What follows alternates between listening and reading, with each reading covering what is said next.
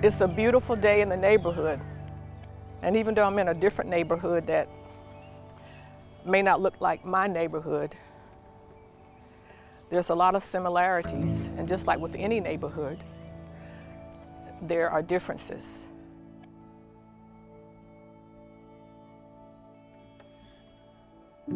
I am right off of Beatty's Ford Road this morning and walking through some neighborhoods back here. I'm embarrassed that I've never done this before. I think so many times we have a preconceived notion about people that don't look like us or don't live in the same places that we live. But my goodness, we're so much alike and we share so much similarity.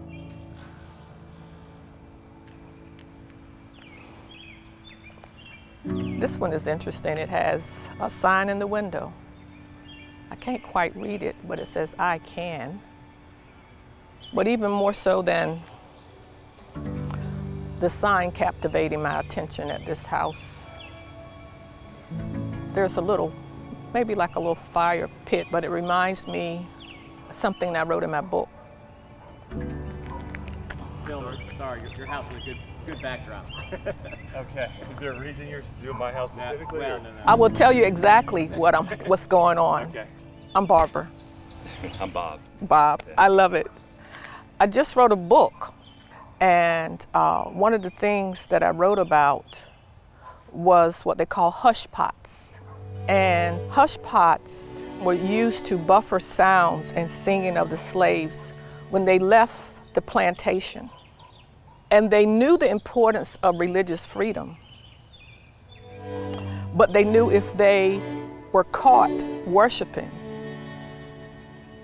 they would be reprimanded or lynched. And so when I was standing here, that pot captivated me. Okay. So that's why I stopped here, and I was like in a trance. Okay. So that's what's going on. Okay. No problem at all. I just wanted to make sure there wasn't something wrong with No. my house. No. And then I saw the sign up there. It says, "I can." I can't breathe. I can't breathe. Yeah. Oh my God. Who put that up there? Do you know? My daughter did. Oh, how old is she? She's 15. Oh. Yeah. So her and her sisters, she has 3 sisters, are very, and myself, are very supportive of Black Lives Matter and of all that's going on. So. Oh, how beautiful. Well, I believe that you coming out is part of the divine plan for today. Well, I didn't look in a mirror before I came out. But, Well, God bless you. well, God bless you. Enjoy. Yes, And- good meeting you. Yeah, you too. Have an awesome day. You And too. we were sorry we disturbed you. Oh, you didn't disturb me at all. I just. Yes, you know. yes.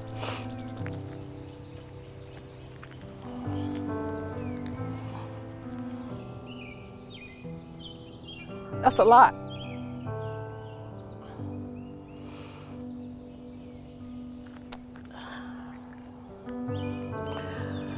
That's a lot to take in from one house.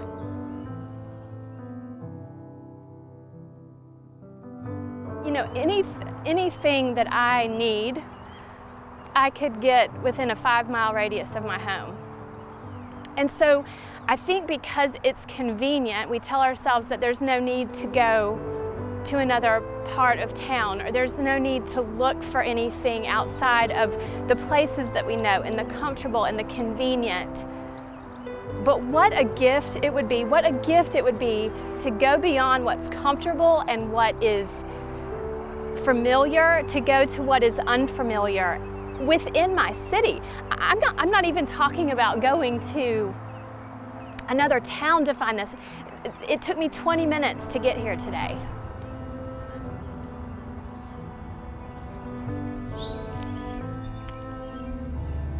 I thought I would be nervous, and I'm not at all. And I don't know where that came from. I don't know if it's because I've been told that this area of town is dangerous, or if it's because I knew it would be new for me.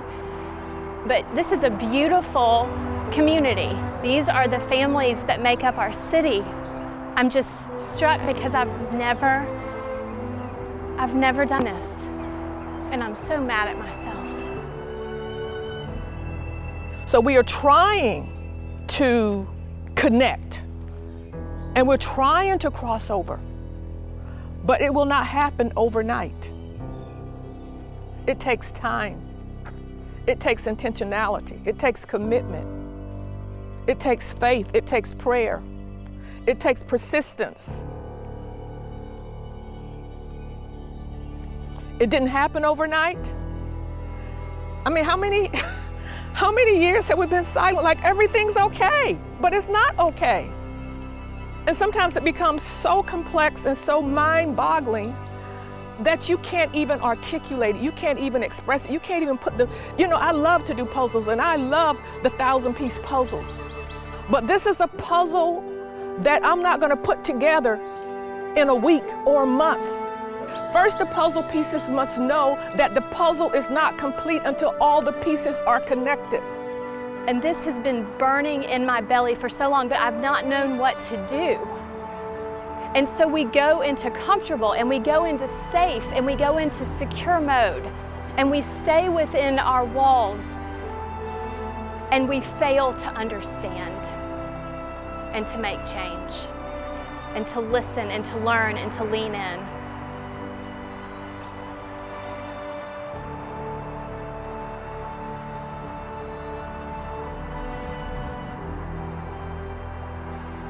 To see it and to taste it and to touch it.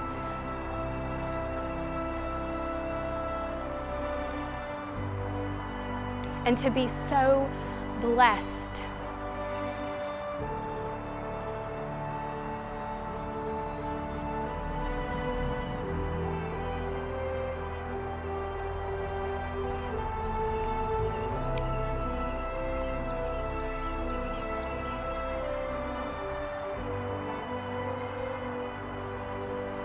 This is just a walk.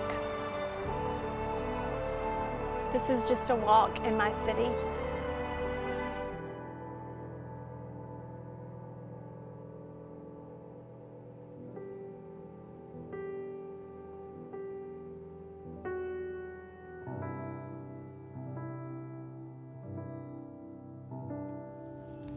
It's good to see you. Good to see you too. I'm so excited Me to too. be here today. Me too. God bless you. You look wonderful. Well, thank you. You always do. Thank you. Thank Always, you. God always. bless you. God bless you. I understand that you were hanging out in our community today. So what was that like? There were so many similarities, and I noticed those off the bat. And I was so compelled by those things because I don't know what I expected, but I have to be careful in saying that we're all similar. There are differences that we want to kind of gloss over. And my life is probably very different than the lives of some of the people who live in those houses. And I haven't experienced oppression like the people who live in those houses may have. So if you let's say had the opportunity, and maybe because I believe that there are good memories. There are good memories behind those walls. Mm-hmm. Right. And behind all walls, there are good memories and difficult memories, happy memories and sad memories. And so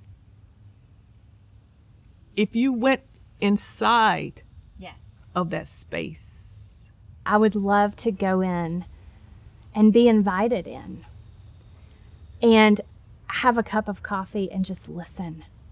I think we have so much to learn. I think the white community has so much to learn about the history and the joy and the strife and the story of the Black community. And I think we know it, but I think we are so far from knowing it. And in order to know it, what do we have to do? We have to get into the neighborhoods, get out of our cars, stop and have a conversation. I had a conversation with your neighbor this morning. But we must interchange each other's spaces the more, and listen more and see more. Yes. And press through those tough conversations Right. of what we hear and of what we see Right. and of what we sense. Would I be welcomed? Would I be welcomed? Welcome where? Because I think we. Would you be welcome in the Black neighborhood? Yes. Yes, you would. Because I deal with so much shame and guilt. And so I think what sometimes hinders my going is that I would be afraid that I would not be welcomed, and that I would be a symbol of centuries of oppression, and that when they look at me. But maybe not. Maybe that's not what they see. So this is an assumption. Right. And that's what so many people are living on. Right. We're living on assumptions, but we can't get beyond the assumption until we have the conversation. And we can't get beyond the assumption until, like you were saying earlier, we deal with some of our own guilt. But why don't we just do a no guilt zone for all of us? Let's say nobody is guilty. Have people been abusive? Have people mistreated each other? Is racism real? Is sexism real? Is marginalization real? Is oppression? Yes, but we have to have a starting point, and we have to be able to come to the table together. Interesting, I didn't have any fear. I didn't lose 1 second of sleep thinking about coming to your neighborhood. And guess what? I wouldn't have lost 1 second of sleep thinking about going to anywhere in Charlotte. You know, this is just so amazing to me. I just feel like this conversation has been going on for so long.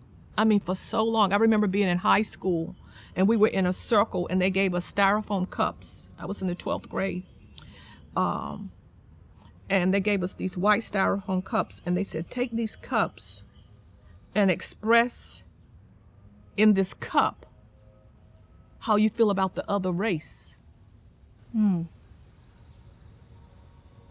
so what did you do? I just held it gently. But everybody didn't hold the cup gently. There were some cups that were smashed and broken and torn and thrown. And in my lifetime, my husband was in corporate America. And so my whole life has been integrated. I don't know what it's like not to have an integrated life. And neither does my daughter. So I guess my challenge would be, how have you lived so many years separated and isolated? That's the part I'm having difficulty. Right. So I did not grow up isolated at all. My high school and growing up, it was about 75% minority. Okay. And I knew nothing else. Right.